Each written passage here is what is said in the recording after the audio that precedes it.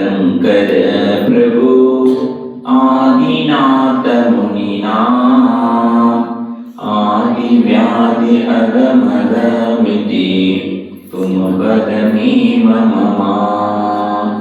प्रभु को होता अर्तने दयामयी सुगत रस से तुम भरपूर हो रस से मिटते कर दीनों के दुर्दिन मिटे तुम दिन कर को दे सोया जीवन जागता मिटता अग अविवे शरण शरण में आपके तारण करण जहान भवत विकटत करे चलो करुणा कर चिन्हरा आदिनाथ इंद्राय नमो नमः ಆದಿನಾಥ ಭಗವಂತರ ಸ್ತುತಿಯನ್ನು ಮಾಡ್ತಾ ಆಚಾರ್ಯ ಶ್ರೀಗಳು ದೋಹವನ್ನ ಬರೀತಾ ಬಹಳ ಸುಂದರವಾಗಿ ಹೇಳ್ತಾರೆ. ಆದಿಮತೀರ್ಥಂಕರ ಪ್ರಭು ಆದಿನಾಥ ಮುನಿನಾಥ ಆದಿ ವ್ಯಾಧಿ ಅಗಮದ ಮಿತಿ ತುಮ ಪದ ಮೇ ಮಮ. ಇಲ್ಲಿ ಆದಿಮ ತೀರ್ಥಂಕರ ಪ್ರಭು ಯುಗದ ಆದಿಯಲ್ಲಿ ಹೇ ಆದಿನಾಥ್ ಭಗವಾನ್ ತಾವು ಚತುರ್ಥ ಕಾಲದ ಆದಿಯಲ್ಲಿ ಅಂದರೆ ಯುಗ ಪ್ರಾರಂಭವಾಗುವಾಗ ಯುಗದ ಆದಿಯಲ್ಲಿ ಪ್ರಪ್ರಥಮವಾಗಿ ಆದಿಮ ತೀರ್ಥಂಕರ ಪ್ರಭು ಅಂದ್ರೆ ಯುಗದ ಆದಿಯಲ್ಲಿ ಪ್ರಪ್ರಥಮವಾಗಿ ಆಗಿರತಕ್ಕಂತ ಹೇ ಪ್ರಭು ಆದಿನಾಥ ಮುನಿನಾಥ್ ಆದಿನಾಥ್ ಮುನಿರಾಜ್ ಆದಿನಾಥ ಮುನಿರಾಜ್ ಹಾಗೆ ಆದಿ ವ್ಯಾಧಿ ಅಗಮದ ಮಿಟೆ ಆದಿ ವ್ಯಾಧಿ ಅಗಮದ ಮಿಟೆ ಅಂದ್ರೆ ಅನಾದಿ ಕಾಲದ ಕರ್ಮ ಅನಾದಿ ಕಾಲದಿಂದ ಜನ್ಮ ಮತ್ತು ಮರಣವಾಗತಕ್ಕಂತ ಆದಿ ಹಾಗೆ ವ್ಯಾಧಿ ಅಂದ್ರೆ ರೋಗ ರೋಗ ಏನಾಗಲಿ ನಷ್ಟವಾಗಿ ಅಗ ಅಂದ್ರೆ ಕರ್ಮ ಕರ್ಮ ಮತ್ತು ಮದ ಸಂಸಾರದಲ್ಲಿ ಸಂಸಾರಿ ಜೀವಿಗಳಿಗೆ ಮದ ಕ್ರೋಧ ಮಾನ ಮಾಯ ಮದಾದಿ ಮದಗಳಿಂದ ಮದ ಉಳ್ಳವರು ಅಂಧರಾಗ್ತಾರೆ ಮದಾಂಧರು. ಯಾರಿಗೆ ಮದ ಬರ್ತದೆ ಅವರು ಅಂಧರಾಗ್ತಾರೆ, ಅಂಧಾದ ಕುರುಡರಾಗ್ತಾರೆ. ಅಂಧರಾದವರಿಗೆ ಏನು ಕಾಣೋಲ್ಲ ಅಂದ್ರೆ ಕಣ್ಣಿರುತ್ತವರಿಗೆ, ಆದರೆ ಅಂಧರಾಗಿರುವುದರಿಂದ ಅವರಿಗೆ ಹಿತ ಯಾವುದು ಅಹಿತ ಯಾವುದು ಎನ್ನುವುದು, ಹಿರಿಯವರು ಯಾರು ದೊಡ್ಡವರು ಯಾರು, ಯಾರಿಗೆ ಗುರುಗಳಿದ್ದಾರೆ, ಯಾರು ಭಗವಂತರಿದ್ದಾರೆ, ಯಾರು ಧರ್ಮ ಇದೆ ಎನ್ನುವುದನ್ನ ಅವರು ಅರಿಯದವರಾಗ್ತಾರೆ. ಅಂದ್ರೆ ಮದಾಂಧರು ಮದವನ್ನು ಬಂದಾಗ ಹೇ ಪ್ರಭು ಮದ ಬಿಟೆ ಅನಾದಿ ಕಾಲದಿಂದ ಹೇ ಭಗವಾನ್ ಅಜ್ಞಾನದಿಂದ ನಾನು ಮದವುಳ್ಳವನಾಗಿ ಮದವನ್ನ ಮಾಡ್ತಾ ಮದಕ್ಕೆ ಕಾರಣ ಅಜ್ಞಾನ. ಜ್ಞಾನಿಗಳಿಗೆ ಮದ ಬರೋಲ್ಲ, ಅಜ್ಞಾನಿಗಳಿಗೆ ಮದ ಬರ್ತದೆ. ಸ್ವಲ್ಪ ಪ್ರಾಪ್ತವಾದ ಸಾಕು ಅವರು ಬಹಳ ನೋಡ್ರಿ, ಇರಕ್ಕೆ ಮನೆ, ತಿರುಗಾಡಕ್ಕೆ ಗಾಡಿ, ಹಾಗೆ ಮೂರೊತ್ತು ಊಟಕ್ಕೆ, ತೊಡಕ್ಕೆ ಒಳ್ಳೊಳ್ಳೆಯ ವಸ್ತ್ರ ಆಭರಣಗಳಿದಾವ, ಕಿಸಿ ತುಂಬಾ ಜನ ರೊಕ್ಕ ಇದೆ. ಏನಾಗಿದೆ ಅವರಿಗೆ ಭೂಮಿ ಮೇಲಿದಾರೋ ಆಕಾಶ ಮಾಲಿದಾರೋ ಅನ್ನೋದೇ ಅವರಿಗೆ ಅರಿವೇ ಇಲ್ಲದರ ಹಾಗೆ, ಅಂದ್ರೆ ಅಂಧರ ಆಗ್ತಾರೆ, ಕುರುಡರಾಗಿ ಬಿಡ್ತಾರೆ. ಮದ ಹೇ ಪ್ರಭು ಅಜ್ಞಾನದಿಂದ ಮದವುಳ್ಳವನಾಗಿ ನಾನು ಅದೆಷ್ಟು ಸಲ ದೇವ ಶಾಸ್ತ್ರ ಗುರುಗಳ ಅವಿನಯವನ್ನು ಮಾಡದೆ ಪ್ರಭು ಅಂತ ಮದ ಮಿಟ್ ಜಾಯಿ ಅಂದ್ರೆ ನಷ್ಟವಾಗಲಿ ಪ್ರಭು.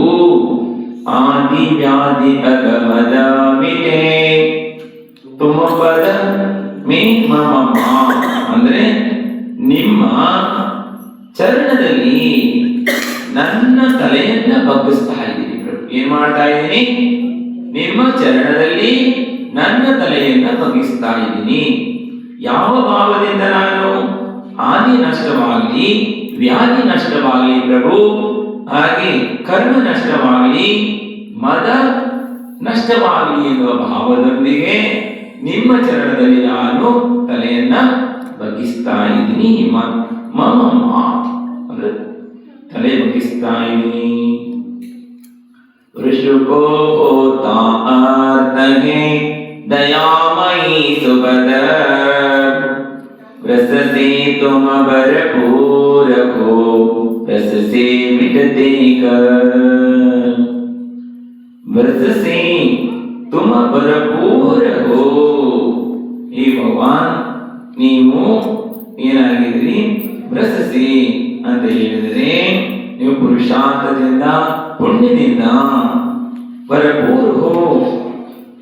ಪುಣ್ಯದಿಂದಲೇ ಏನಾಗ್ತದೆ? ಅರ್ಥ ಪ್ರಾಪ್ತವಾಗ್ತದೆ. ಪುಣ್ಯ ಫಲ ಅರಿಹಂತ.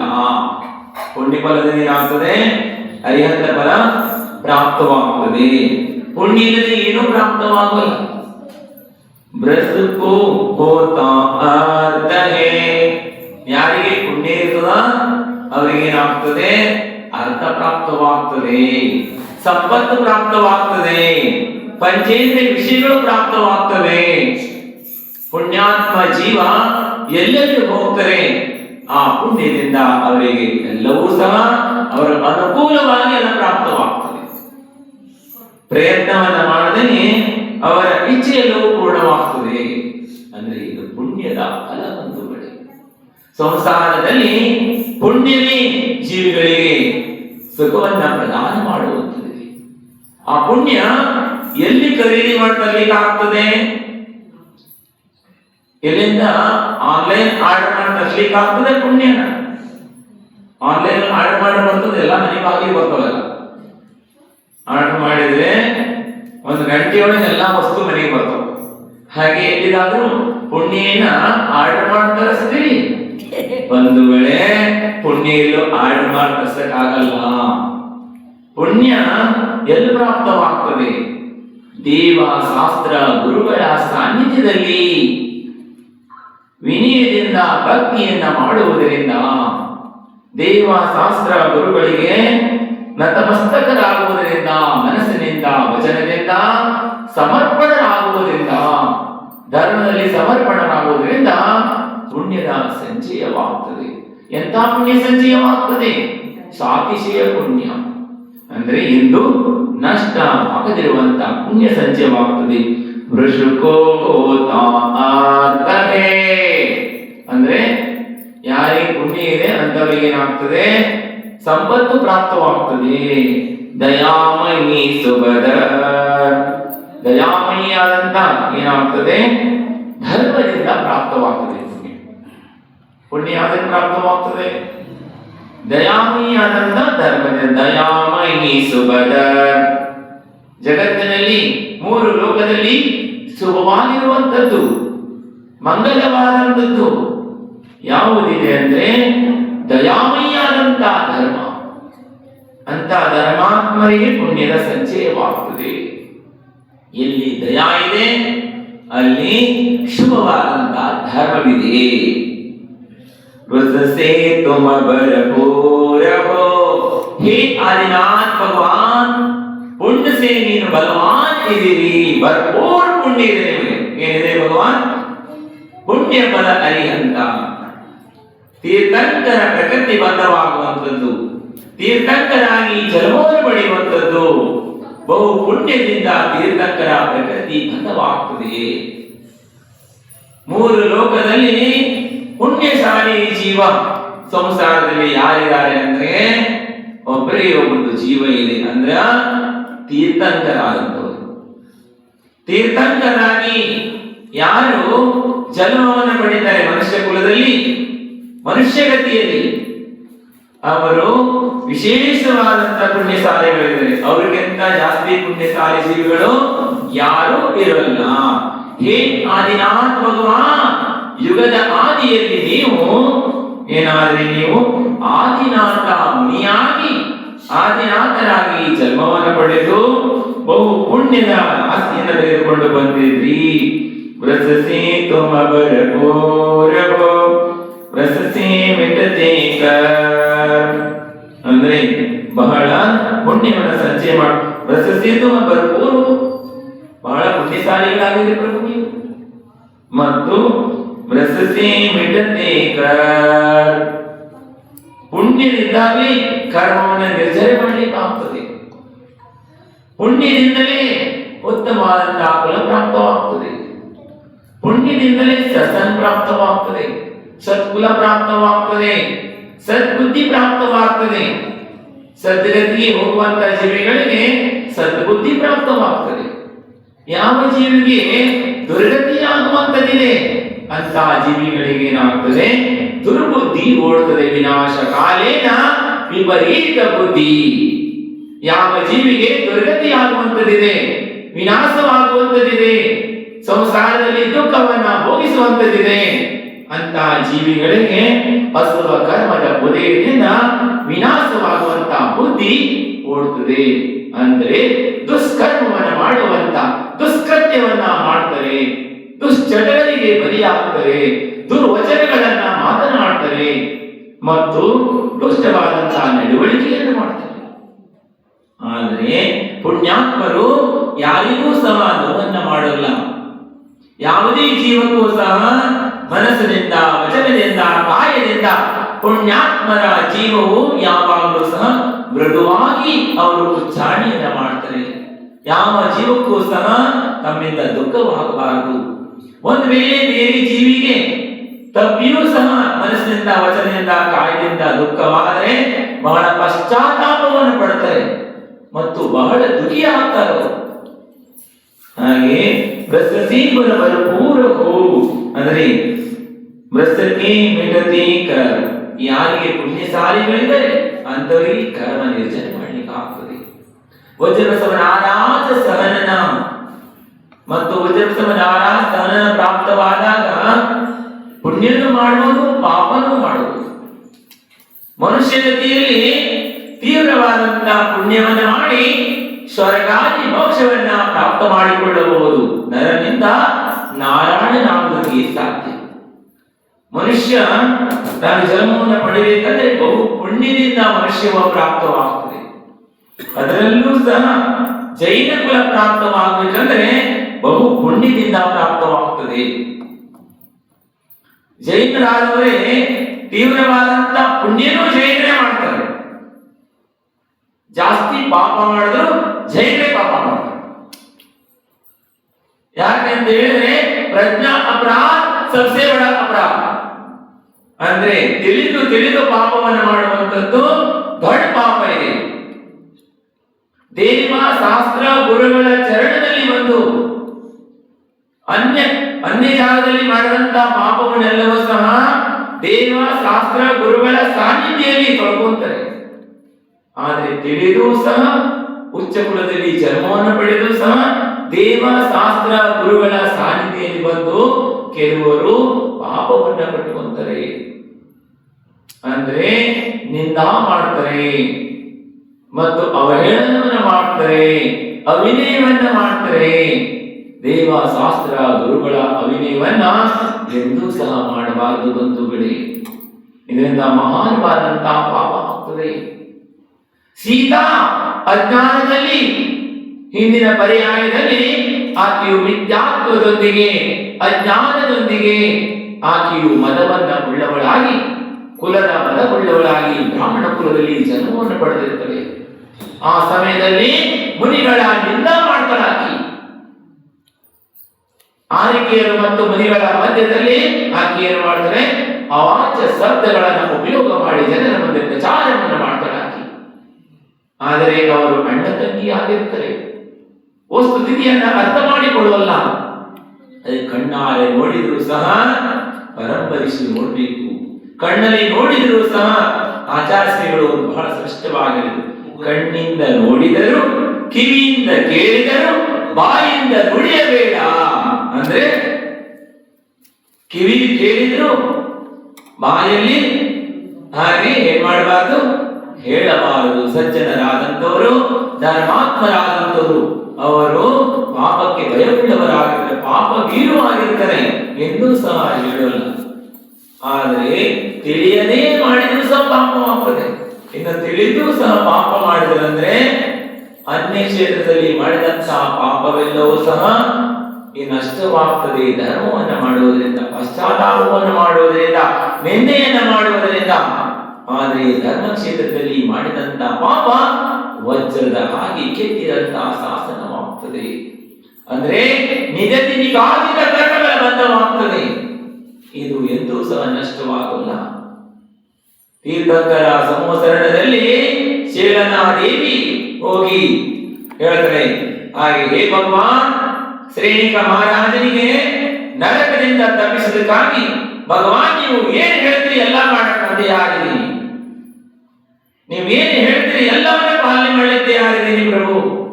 ಆದ್ರೆ ಒಂದೇ ಒಂದು ಶ್ರೀಮಾನಾದಂತ ಅಂದ್ರೆ ನಮ್ಮ ಪತಿಯಾಗತಕ್ಕಂತ ಶ್ರೇಣಿಕ ಮಹಾರಾಜ ನರಕಕ್ಕೆ ಹೋಗೋದ್ರಿಂದ ತಪ್ಪಿಸುವ ಉಪಾಯವನ್ನು ಹೇಳಿ, ಯಾವುದಾದ್ರೂ ನೋಪಿ ಆಚರಣೆಗಳನ್ನು ಮಾಡಿದರೆ ಹೇಳಿ. ತೀರ್ಥಂಕರು ಹೇಳ್ತಾರೆ, ಅಂದ್ರೆ ಯಾರಿಗೂ ಸಹ ನರಕಾಯಿ ಬಂಧವಾಗಿರುವಂತ ಜೀವಿಯನ್ನ ಎಂದೂ ಸಹ ತಪ್ಪಿಸ್ಲಿಕ್ಕಾಗಲ್ಲ. ನಿಗದಿ ನಿಕಾತಿಕ ಕರ್ಮವಿರ್ತದೆ. ಅಂದ್ರೆ ಅದನ್ನ ಸಾಕ್ಷಾತ್ ತೀರ್ಥಂಕರ ಚರಣ ಮೂಲದಲ್ಲೇ ಬಂದರೂ ಸಹ ನಷ್ಟ ಮಾಡ್ಲಿಕ್ಕಾಗಲ್ಲ. ಒಂದು ಸಲ ದೇವಶಾಸ್ತ್ರ ಗುರುಗಳ ಚರಣದಲ್ಲಿ ಒಂದು ವೇಳೆ ಅಸುವ ಕರ್ಮವನ್ನ ಬಂಧ ಮಾಡಿಕೊಂಡ್ರೆ, ನಿಂದ ಮಾಡಿ ಏನಾದ್ರು ಬಂಧನ ಮಾಡಿಕೊಂಡ್ರೆ ಬಂಧುಗಳೇ, ತಿರ್ಗಾ ಬಂದು ಮತ್ತನ ಪಶ್ಚಾತ್ತಾಪವನ್ನು ಪಟ್ಟು ಅವರ ಚರಣದಲ್ಲಿ ಮತ್ತು ದುಃಖಿಯಾದರೂ ಸಹ ಆ ಕರ್ಮವನ್ನ ತೊಳೆದುಕೊಳ್ಳುವುದಾಗಲ್ಲ. ಕೋಟಿ ಪಟ್ಟ ಶ್ರೀಪಾದ ಪೂರ್ವದಲ್ಲಿ ಆತನು ಮುನಿಗಳ ನಿಂದೆಯನ್ನು ಮಾಡ್ತಾನೆ, ಮುನಿಗಳಿಗೆ ಅವಾಚ ಶಬ್ದದಿಂದ ಹೇಳ್ತಾನೆ.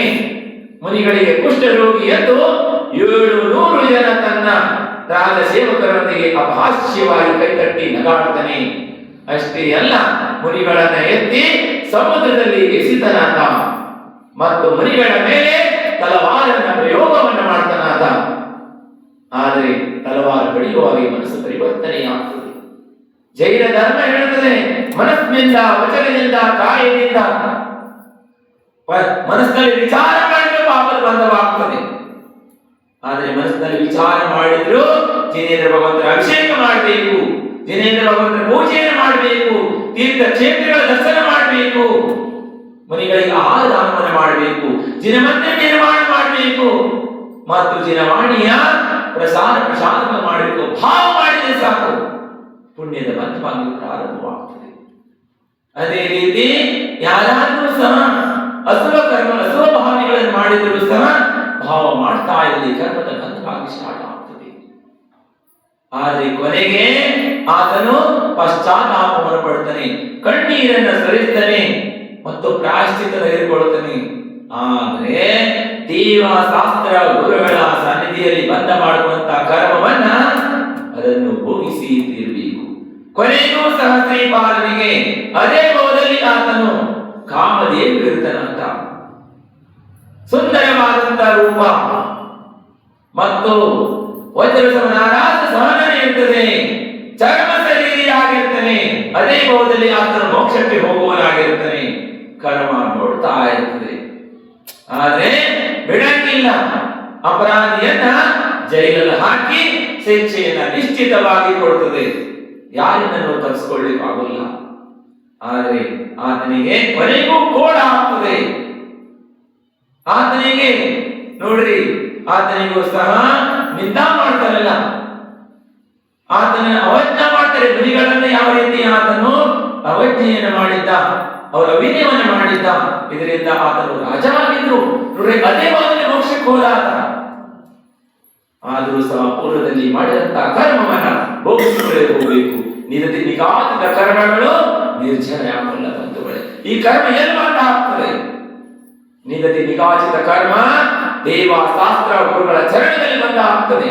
ಇದರಲ್ಲಿ ಎರಡು ಪ್ರಕಾರ: ಶುಭ ಕರ್ಮ, ಅಶುಭ ಕರ್ಮ. ಶುಭ ಕರ್ಮ ಸದ್ಗತಿಯನ್ನು ಪ್ರಧಾನವನ್ನು ಮಾಡುತ್ತದೆ, ಸ್ವರ್ಗ ಮೋಕ್ಷಾದಿಗಳನ್ನು ಪ್ರಧಾನವನ್ನು ಮಾಡುತ್ತದೆ. ಅಶುಭ ಕರ್ಮ ದುರ್ಗತಿಯಲ್ಲಿ ಪರಿಪೂರ್ಣೆಯನ್ನು ಮಾಡಿಸುತ್ತದೆ, ದುಃಖವನ್ನು ಕೊಡುತ್ತದೆ. ಬಂಧುಗಳು, ಈ ಎರಡೂ ಕರ್ಮ ತೀವ್ರಗತಿಯಾದಂತ ಕರ್ಮದ ಬಂಧ ದೇವ ಶಾಸ್ತ್ರ ಗುರುಗಳ ಚರಣದಲ್ಲಿ ಆಗ್ತದೆ. ಬಂಧುಗಳು, ಜೈಲೇ ಜಾಸ್ತಿ ಪಾಪ ಮಾಡ್ತಾರೆ ಅಂತ ಹೇಳೋ ತಕ್ಷಣ ನಿಮಗೆ ಬೇಜಾರು ಅನಿಸಿರುವುದು. ಅಂದ್ರೆ ಜೈಲ್ ಇಷ್ಟೆಲ್ಲ ಪಾಪ ಮಾಡಂಗಿಲ್ಲಲ್ಲ, ಹೇಗೆ ಮಾಡ್ತಾರಪ್ಪ ಮಹಾರಾಜರೇ? ಆದ್ರೆ ದೇವ ಶಾಸ್ತ್ರ ಗುರುಗಳ ಚರಣದಲ್ಲಿ ಬಂದು ಕರ್ಮವನ್ನು ತೊಳೆದುಕೊಳ್ಳುತ್ತಾರೆ ಮತ್ತು ಕರ್ಮವನ್ನ ಬಂಧವನ್ನು ಮಾಡಿಕೊಳ್ಳಿ ಸಾಧ್ಯ ಇದೆ. ಅದಕ್ಕಾಗಿ ಭವ್ಯಾತ್ಮರಾದವರು ಸದ್ಬುದ್ಧಿಯನ್ನ ಪ್ರಾಪ್ತ ಮಾಡಿಕೊಳ್ಳಬೇಕು, ಸದ್ಗತಿಯ ಪ್ರಧಾನವಾದಂತಹ ಸತ್ಕರ್ಮವನ್ನು ಮಾಡಬೇಕು, ದುರ್ಗತಿಗೆ ಪ್ರಾಪ್ತವಾದ ದುಷ್ಕರ್ಮಗಳನ್ನ ಮಾಡಬಾರದು. ಇಲ್ಲಿ ಹೇಳ್ತಾರೆ ಆದಿನಾಥ ಭಗವಂತರು ಅಂತ ಹೇಳಿದ್ರು, ಪ್ರಶಸ್ತಿತ್ವ ಭಯಪೂರಕೋ. ಹೇ ಭಗವಾನ್, ಪುಣ್ಯ ಫಲ ಅರಿಹಂತ, ಪುಣ್ಯ ಫಲದಿಂದ ನೀವು ಅರಿಹಂತ ಫಲವನ್ನು ಪ್ರಾಪ್ತ ಮಾಡಿಕೊಂಡಿದ್ರಿ. ಮನುಷ್ಯ ಗತಿಯಲ್ಲಿ ತೀವ್ರ ಪುಣ್ಯಶಾಲಿ ಜೀವ ಯಾರಿದ್ದಾರೆ ಅಂದ್ರೆ ತೀರ್ಥಂಕರು. ತೀರ್ಥಂಕರಕ್ಕಿಂತ ಪುಣ್ಯಶಾಲಿ ಜೀವ ಯಾರೂ ಇರೋಲ್ಲ. ಅವರು ಮನಸ್ಸು ಮಾಡಿದ್ರೆ ಕಿರುಬಳ್ಳಿಯಿಂದ ಈ ಕಡೆ ಆ ಕಡೆಯನ್ನ ಜಂಬೂದೀಪವನ್ನ ಬಟ್ಟಿ ಹೊಡೆಸಬಹುದು. ಆದ್ರೆ ಅಷ್ಟೇ ಅಲ್ಲ, ಎಷ್ಟು ಶಕ್ತಿಶಾಲಿಗಳಾಗಿರ್ತಾರೋ, ಆದ್ರೆ ಇಂದೂ ಸಹ ಮಾಡಲ್ಲ.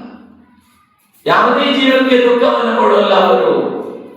ತುಂಬಿದ ಕೊಡ ತೊಡಕೋಲ್ಲ, ಅಂದ್ರೆ ತುಂಬಿರುವಂತಹ ಕೊಡ ತೊಡಕೋಲ್ಲ. ಯಾರು ಪೂರ್ಣ ಜ್ಞಾನಿಗಳಾಗಿರ್ತಾರೆ, ಪೂರ್ಣವಾದಂತಹ ಪುಣ್ಯಶಾಲಿಗಳಾಗಿರ್ತಾರೆ, ಅವರು ಎಂದೂ ಸಹ ಏನ್ ಮಾಡೋಲ್ಲ, ಮದ ಬರೋಲ್ಲ, ಅವರಿಗೆ ಅಹಂಕಾರ ಬರೋಲ್ಲ. ಬಂಧುಗಳೇ, ಯಾರಿಗೆ ಸ್ವಲ್ಪ ಏನಾಗ್ತದೆ, ಅಲ್ಪ ಜ್ಞಾನವಿರ್ತದೆ, ಅಲ್ಪ ಬಲವಿರ್ತದೆ, ಅಲ್ಪರಿಗೆ ಐಶ್ವರ್ಯ ಬಂದ್ರೆ ಆತ ಎಲ್ಲಿ ಕೊಡೆ ಹಿಡಿದಿನಂತಾತ,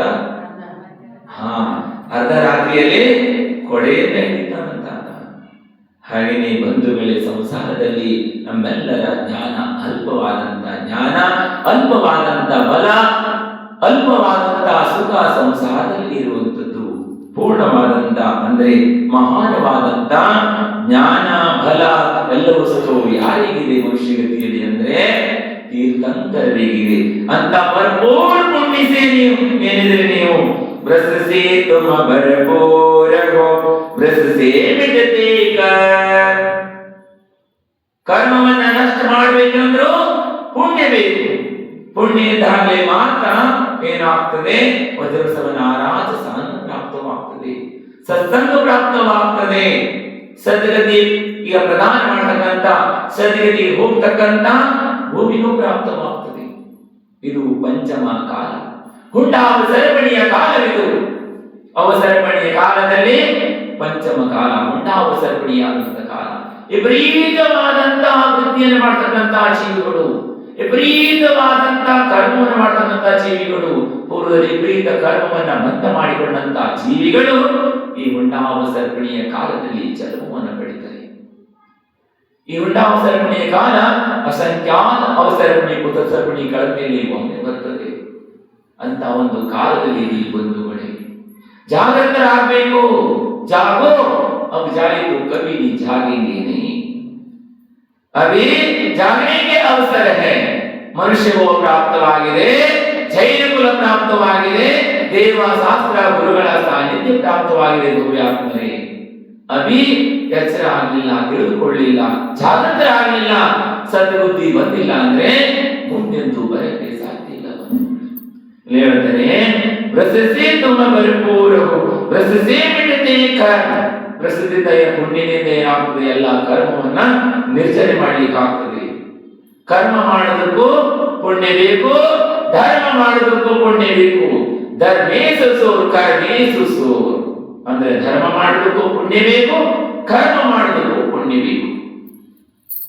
ಸರ್ವಾರ್ಥ ಸಿದ್ಧಿಗೆ ಹೋಗ್ಬೇಕು, ಮೋಕ್ಷಕ್ಕೆ ಹೋಗ್ಬೇಕಂದ್ರೂ ಸಹ ಪುಣ್ಯ ಇರಬೇಕು. ಹಾಗೆಯೇ ಏಳನೇ ನರಕಕ್ಕೆ ಹೋಗ್ಬೇಕಂದ್ರೂ ಸಹ ಪುಣ್ಯದಿಂದಲೇ ಸಾಧ್ಯ. ಪುಣ್ಯದಿಂದಲೇ ರಾಜಸಾನ ಪ್ರಾಪ್ತವಾಗ್ತದೆ. ತೀವ್ರವಾದಂತಹ ಪಾಪ ಮಾಡಬೇಕಂದ್ರೂ ಸಹ ಪುಣ್ಯ ಇದ್ದಾಗಲೇ ಏನಾಗ್ತದೆ, ಪಾಪ ಮಾಡ್ಲಿಕ್ಕೆ ಆಗ್ತದೆ. ಅಂದ್ರೆ ಪುಣ್ಯದಿಂದಲೇ ಅವರಿಗೆ ವಜ್ರಪ್ರಸನ್ನ ಸಂಧಾನ ಪ್ರಾಪ್ತವಾಗಿರ್ತದೆ. ಆದರೆ ಅದರಿಂದ ಸದುಪಯೋಗ ಏನ್ ಮಾಡೋಲ್ಲ, ಸದುಪಯೋಗ ಮಾಡೋಲ್ಲ. ಸದ್ಗತಿ ಪ್ರದಾನ ಮಾಡತಕ್ಕಂತ ಕರ್ಮವನ್ನು ಮಾಡೋಲ್ಲ, ದುರ್ಗತಿ ಹೋಗ್ತಕ್ಕಂತ ದುಷ್ಕರ್ಮವನ್ನು ಮಾಡ್ತಾರೆ. ಇದರಿಂದ 7ನೇ ನರಕದ ಬಂಧವಾಗ್ತದೆ.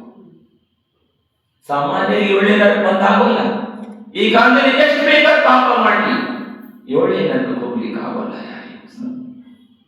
ಸರ್ವಸ್ಥಿತಿಗೂ ಹೋಗ್ಲಿಕ್ಕೆ ಆಗೋಲ್ಲ, ಮೋಕ್ಷಕ್ಕೆ ಹೋಗ್ಲಿಕ್ಕೂ ಆಗಲ್ಲ. ಮೋಕ್ಷ ಮಾರ್ಗವಿದೆ, ಏನಿದೆ? ಮೋಕ್ಷದ ಮಾರ್ಗವಿದೆ. ಮೋಕ್ಷಕ್ಕೆ ಪರಂಪರೆಯಿಂದ ಹೋಗಬಹುದು ಮುಂದೆ, ಆದ್ರೆ ಇದೇ ಭಾವದಿಂದ ಮೋಕ್ಷಕ್ಕೆ ಹೋಗ್ಲಿಕ್ಕೆ ಆಗೋಲ್ಲ ಬಂಧುಗಳೇ. ಮತ್ತು ಇದೇ ಭಾವದಿಂದ ನರಕಕ್ಕೆ ಹೋಗ್ಲಿಕ್ಕೂ ಆಗೋಲ್ಲ. ಅಂದ್ರೆ ಅಷ್ಟು ಪಾಪವನ್ನ ಮಾಡುವಂತ ಪುಣ್ಯ ಹೀಗೆ ಇಲ್ಲ ಬಂಧುಗಳೇ. ನೋಡ್ರಿ, ಚಕ್ರವರ್ತಿ ಆದರೂ ಸಹ 2ನೇ ನಂಬರಲ್ಲಿ ಮನುಷ್ಯ ಗತಿಯಲ್ಲಿ 2ನೇ ಪುಣ್ಯಶಾಲಿ ಜೀವ 2ನೇ ನಂಬರ್ ಯಾರು ಬರ್ತದೆ? ತೀರ್ಥಂಕರ ನಂತರ 1ನೇ ನಂಬರ್ ತೀರ್ಥಂಕರರು, 2ನೇ ನಂಬರ್ ಅಲ್ಲಿ ಚಕ್ರವರ್ತಿ ಬರ್ತಾರ. 6 ಖಂಡದ ಅಧಿಪತಿಯಾಗಿರುತ್ತಾರೆ. ಹಾಗೆ ಅವರಿಗೆ ಎಷ್ಟು? 14 ರತ್ನ, 9 ನಿಧಿ, 96,000 ರಾಣಿಯರು, 3.5 ಕೋಟಿ ಪರಿವಾರ, ಅಪಾರವಾದಂತ ಸಂಪತ್ತು. ಒಂದೊಂದು ನಿಧಿ, ಒಂದೊಂದು ಚಕ್ರರತ್ನದ 1,000 ಯಕ್ಷ ದೇವತೆಗಳು ಸದಾ ಕಾಲ ಕಟ್ಟಿಕೊಂಡು ರಕ್ಷಣೆ ಮಾಡ್ತಾ ಇರ್ತಾರೆ. ಆ ಚಕ್ರವರ್ತಿ ಇಚ್ಛೆ ಮಾಡ್ತಾ ಇದ್ದರೆ ಎಲ್ಲವೂ ಪೂರ್ಣವಾಗ್ತದೆ. ಆತನು ಯಾವ ಇಚ್ಛೆ ಮಾಡ್ತಾನೋ ಯಾವುದು ನಿಷ್ಫಲವಾಗಲ್ಲ. ಅಂತ ಪುಣ್ಯಶಾಲಿಯಾದಂತ ಜೀವನೂ ಸಹ ಈ ಹುಣ್ಣಾವು ಸರ್ಪಣಿಯ ಕಾಲದಲ್ಲಿ 12 ಜನ ಚಕ್ರವರ್ತಿಗಳಲ್ಲಿ 2 ಜನ ಚಕ್ರವರ್ತಿಗಳು ನರಕಕ್ಕೆ ಹೋದ್ರು ಬಂಧುಗಳೇ. ಚಕ್ರವರ್ತಿಗಳು ನರಕಕ್ಕೆ ಹೋಗಲ್ಲ. ಚಕ್ರವರ್ತಿ ಆದವರು ಪೂರ್ವ ಜನ್ಮದಲ್ಲಿ ಮುನಿಯಾಗಿರ್ತಾರೆ, ಘನಘೋರ ತಪಸ್ಯವನ್ನು ಮಾಡ್ತಾರೆ, ಸ್ವರ್ಗದಿಂದ ಬರ್ತಾರೆ ಚಕ್ರವರ್ತಿಗಳು, ನರಕದಿಂದ ಬರಲ್ಲ ಬಂಧುಗಳೇ. ನರಕದಿಂದ ಬರಬಹುದು, ಆದರೆ ಚಕ್ರವರ್ತಿಗಳು ನರಕದಿಂದ ಬರೋಲ್ಲ ಬಂಧುಗಳೇ. ಚಕ್ರವರ್ತಿಗಳು ನೇಮದಿಂದ ಸ್ವರ್ಗದಿಂದ ಬರ್ತಾರವರು, ಆದರೆ ತೀರ್ಥಂಕರು ನರಕದಿಂದ ಬರ್ತಾರೆ, ಸ್ವರ್ಗದಿಂದಲೂ ಸಹ ಬರ್ತಾರೆ. ಅದರಂತ ಪುಣ್ಯಶಾಲಿ ಆದವರು ಸಹ 2 ಜನ ಚಕ್ರವರ್ತಿಗಳು ಎಲ್ಲಿ ಹೋದ್ರು ಬಂಧುಗಳೇ? ನರಕಕ್ಕೆ ಹೋದ್ರು. ಕರ್ಮ ಯಾರಿಗೂ ಕ್ಷಮ ಮಾಡಲ್ಲ. ಪ್ರತಿಯೊಬ್ಬರಿಗೂ ಮಾಡಿದಂತ ಫಲವನ್ನ ಭೋಗಿಸಲೇಬೇಕು. ಕರ್ಮ ನಿಷ್ಪಕ್ಷವಾಗಿ ಪಕ್ಷಪಾತವನ್ನ ಮಾಡಲ್ಲ. ಅವರು ಮಾಡಿದಂತ ಕರ್ಮದ ಫಲವನ್ನ ಅವರಿಗೆ ಭೋಗಿಸಬೇಕಾಗ್ತದೆ ಬಂಧುಗಳೇ. ಅದಕ್ಕಾಗಿ ಸಜ್ಜನರಾದಂಥವರು, ಭವ್ಯಾತ್ಮರಾದಂಥವರು, ಯಾರು ನಿಕಟ ಭವ್ಯರಾಗಿದ್ದಾರೆ, ಸಂಸಾರ ಯಾರಿಗೆ ಅಂತ್ಯವಾಗುವಂತಹ ಸಮಯ ಇದೆ ಅಂತವರಿದ್ದು ದುಷ್ಕೃತ್ಯವನ್ನ ಮಾಡಲ್ಲ. ಅವರು ಸತ್ಕರ್ಮಗಳನ್ನ ಮಾಡ್ತಾರೆ, ಸದ್ಗತಿ ಪ್ರದಾನ ಮಾಡುವಂತಹ ಕರ್ಮವನ್ನು ಮಾಡ್ತಾರೆ. ಯಾರಿಗೆ ವ್ಯಸನಿಗಳಾಗಿದ್ದಾರೆ, ಹಾಗೆ ಯಾರು ದುಶ್ಚರ್ಯ ಬಲಿಯಾಗಿದ್ದಾರೆ, ಯಾರಿಗೆ ಧರ್ಮ ಇಲ್ಲ, ಕುಲಾಚಾರಗಳ ಉತ್ತಮ ಕುಲದಲ್ಲಿ ಜನ್ಮವನ್ನು ಪಡೆದು ಉತ್ತಮವಾದಂತಹ ಆಚರಣೆಗಳಿಲ್ಲ, ಉತ್ತಮವಾದಂತಹ ನಡತೆಗಳಿಲ್ಲ ಅಂತವರಿಗೆ ಅನಂತ ಸಂಸಾರ ಇದೆ ತಿಳ್ಕೋಬೇಕು ಬಂಧುಗಳೇ. ಅವರ ಸಂಸಾರ ನಿನ್ನೆ ಅನಂತ ಇದೆ ಎಂದು ನೋಡ್ರಿ. ಬಸಸೇ ತುಮ ಬರಪೂರ ಹೋ, ಅದಕ್ಕೆ ಆಚಾರ್ಯ ಭಗವಂತ ಹೇಳ್ತಾರೆ, ಪುರುಷಾರ್ಥವನ್ನ ಮಾಡಿ ಪುಣ್ಯದ ಸಂಚಯವನ್ನು ಮಾಡಬೇಕು. ಪುಣ್ಯವನ್ನು ಯಾರಿಗೂ ಕರ್ಕೊಳ್ಳಿಕ್ ಆಗೋಲ್ಲ, ಪಾಪವನ್ನು ಸಹ ಯಾರಿಗೂ ಕಸ್ಕೊಳ್ಳೋಕಾಗಲ್ಲ. ಪಾಪ ಪುಣ್ಯಗಳು ಮಾತ್ರ ಜೀವಿಯೊಂದಿಗೆ ಬರ್ತದೆ, ಉಳಿದೆಲ್ಲವೂ ಸಹ ಇಲ್ಲೇ ಇರ್ತದೆ ಬಂಧುಗಳೇ. ಆ ದಿನ ಭಗವಂತರು ಎಂತವರಿದ್ರು? ವ್ರಸಸೇ ತುಮ ಬರಪೂರವೋ ವ್ರಸಸೇ ಮಿಟತೆ ಕರ್. ವ್ರಸಸೇ ಅಂದ್ರೆ ಎಲ್ಲಾ ಕರ್ಮಗಳು ಪುಣ್ಯದಿಂದ ಆಗ್ತದೆ, ಕರ್ಮವೆಲ್ಲವೂ ನಷ್ಟವಾಗ್ತದೆ. ಪುಣ್ಯ ಫಲ ಅರಿಹಂತ, ಪುಣ್ಯ ಫಲದಿಂದ ಅರಿಹಂತ ಪದ ಪ್ರಾಪ್ತವಾಗ್ತದೆ. ದೀನ ದುಃಖಿ ಮಿಟತೆ ರಸಸೇ ಮಿಟತೆ ಕರ್, दीनों के दुर्दना मिटे तुम दिन दिन कर बोले. सोया जीवन जागता मिटता अग अविवेक। समय हो चुका है, समय अपनी गति से जा रही है। ನೋಡ್ರಿ, ದೀನೋಗೆ ದುರ್ಧನ ಬಿಡೆ, ಹಾಗೆ ದೀನರಾದಂತ, ದುಃಖಿಗಳಾದಂತ, ದರಿದ್ರರಾದಂತ, ಅನಾದಿ ಕಾಲದಲ್ಲಿ ಸಂಸಾರ ದುಃಖಿಯಾಗಿರ್ತಕ್ಕಂಥ ಜೀವಿಗಳ ದೀನೋಗೆ ದುರ್ದಿನ ಬಿಡೆ.